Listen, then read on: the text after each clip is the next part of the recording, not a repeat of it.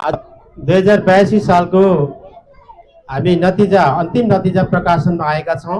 आदरणीय विद्यालयका सम्पूर्ण शिक्षक शिक्षिका मित्र, कर्मचारी मित्रहरू, त्यस्तै हाम्रो निमन्त्रणालाई स्वीकार गर्दै पाल्नुहुने आदरणीय हाम्रा प्यारा अभिभावकज्यूहरू, विद्यार्थी भाइ बहिनीहरू, आज हामी यो नतिजामा हामीले व्यापक उपस्थिति होस् भनेर विद्यार्थीलाई परीक्षाको अन्तिम दिन पनि अभिभावकको साथमा विद्यार्थी भाइ बहिनीहरू आउनुपर्नेछ भनेर हामीले जानकारी गराएका थियौँ र विभिन्न सञ्चार माध्यमहरूबाट पनि हामीले सोही जानकारी गराएका थियौँ। तथापि अभिभावक थोरै आउनुभयो र पनि थोरैबाट पनि विद्यालयका सन्देशहरू प्रवाह हुन्, विद्यार्थी मार्फत पनि विद्यालयको सन्देश प्रवाह होस् भन्ने म यहाँहरूलाई शुभकामना व्यक्त गर्न चाहन्छु। हाम्रो नतिजा 2082लाई हामीले फर्केर हेर्दा हामीले विद्यार्थीहरूको शैक्षिक गुणस्तरमा केही विद्यार्थीको अति नै वृद्धि भएको छ, तर केही विद्यार्थीहरूको चाहिँ अलिकति सन्तोषजनक देखिएको छैन।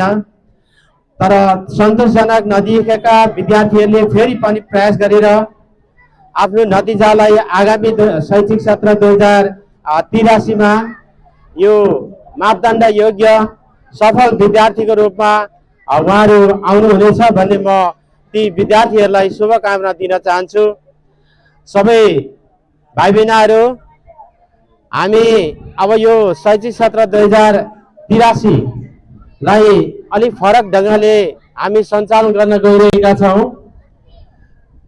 हाम्रो के हुँदैछ,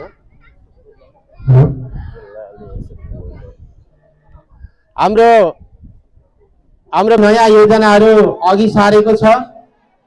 जस्तो अब नानी हो तिम्रो चुप। अनि विद्यालयले नयाँ योजनाहरू सारेको छ।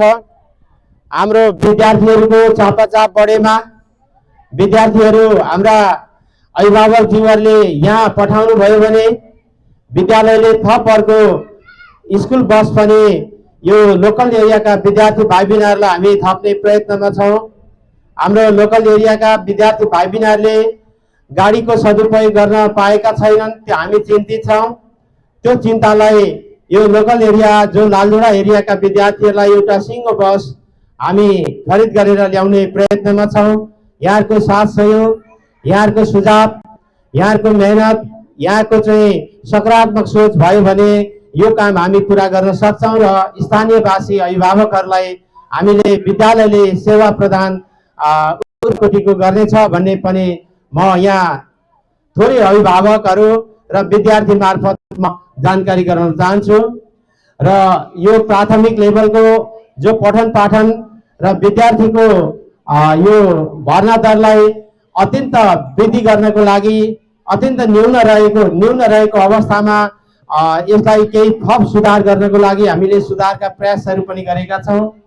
प्राइमेरी सेक्सनलाई घेराबार गरेर एकदम बाल मैत्री ढङ्गले यसलाई सञ्चालन गर्ने पनि हामीले निर्णय गरेका छौँ।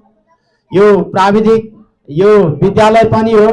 यहाँ विद्यार्थीहरू 3-4 विद्यार्थीहरू इङ्ग्लिस मिडियमका, नेपाली मिडियमका र प्राविधिक धारका विद्यार्थीहरू पाठन गर्ने यो एउटा साझा थल हो।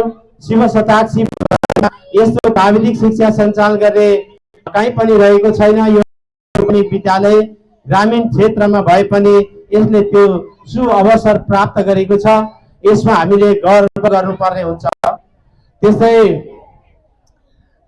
हामीले कक्षामा जो विद्यार्थीहरू अहिले A+ ल्याएर अब नयाँ शैक्षिक सत्रबाट उनीहरू क्लासमा चढ्दैछ अथवा क्लासमा अघि बढ्दैछ, त्यस्तो विद्यार्थीलाई हामीले विशेष छुटको पनि प्रावधान गरेका छौँ। जसले A+ ल्याएको छ हामी 50 देखि 60% सम्मको सहयोग शुल्कमा अभिभावकको जो विद्यालय सुधारमा हामीले थोरै पैसाहरू लिने गरेका छौँ। त्यसमा हामीले 50 देखि 60% छुट गर्ने हामीले निर्णय गरिसकेका छौँ। त्यो पनि म अभिभावक तथा विद्यार्थी भाइ बहिनीहरूलाई जानकारी गराउन चाहन्छु। त्यस्तै हाम्रो अब विद्यालय 2 गतेबाट सञ्चालन भए तापनि हाम्रो भर्ना अभियान चाहिँ यो 2 गतेदेखि 14 गतेसम्म रहनेछ र 15 गतेदेखि हाम्रो भर्ना अथवा नयाँ विद्यार्थीलाई नाम दर्ता गर्ने काम सुरु हुनेछ। अब त्यो बीचमा हामी यो सबै तयारी गर्ने जमर्कोमा हामी रहेका छौँ। त्यसकारणले विद्यालय 2 गते लागे पनि अब भोलिबाट बिदा हुन्छ र 2 गते विद्यालय लाग्छ। 2 गतेदेखि हामी सबै यहाँ उपस्थित हुनेछौँ र यहाँहरूका जिज्ञासा सल्लाह सुझावहरू हामी गम्भीरतापूर्वक हामी लिनेछौँ र विद्यालयमा कार्यान्वयन गर्नेछौँ भन्ने पनि म प्रधानाध्यापकको तर्फबाट प्रतिबद्धता जाहेर गर्न चाहन्छु। विद्यालयलाई धेरै सुधार गर्नु छ। यो विद्यालयमा अब स्टेज निर्माण गर्नु छ। यो विद्यालयको एउटा भवन बनाउनु छ अनि विद्यालयमा कङ्क्रिट टाइल्सहरू लगाउनु छ।